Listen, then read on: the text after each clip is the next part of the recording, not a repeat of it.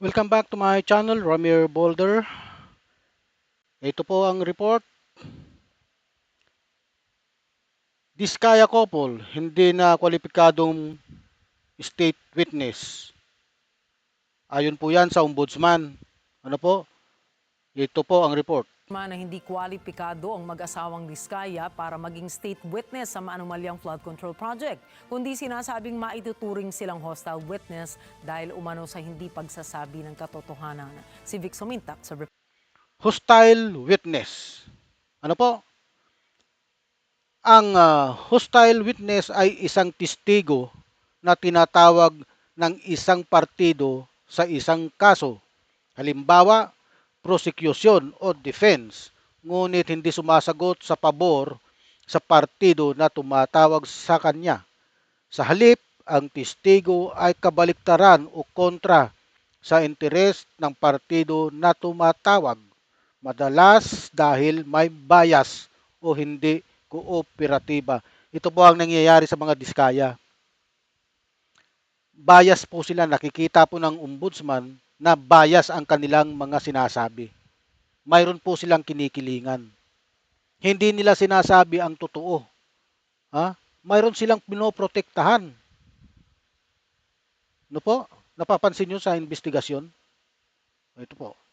Mga katangian ng hostile witness.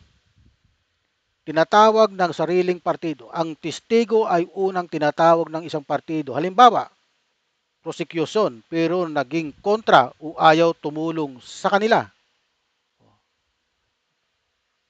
Pangalawa, ang testigo ay nagiging hostile sa pamamagitan ng pagtanggi, sumagot, pagbibigay ng mga sagot na laban sa interes ng partido o pagtatago ng impormasyon. Ito yung ini-invoke nila yung kanilang hindi pagsasalita, yung self-incrimination. Ano?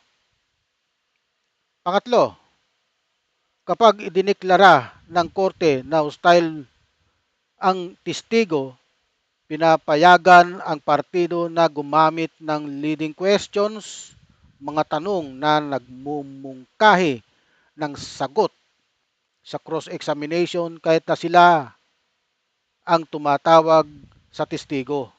Karaniwan, bawal ang leading question sa direct examination sa sariling testigo, pero exemption ito kapag hostile ang testigo. Ito na po.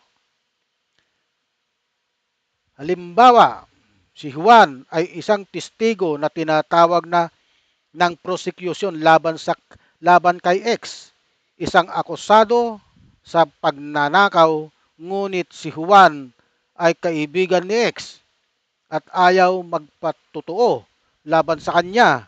Sa halip na tulungan ang prosecution, si Juan ay naging ayaw sumagot o nagbibigay ng mga sagot sa pabor kay X.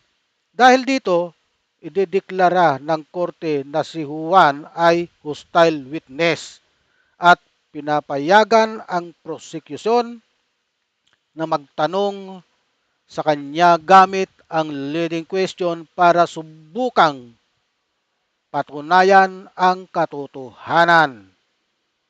Ayan po ang nangyayari sa mga diskaya kasi ibinibulgar ni Senador Trillanes na sila ay may koneksyon sa CLTG pero hindi po nababanggit ng mga diskaya ang CLTG at hindi po nababanggit ang Senador Bungo na gustong malaman ng nag-iimbestiga. Ano po?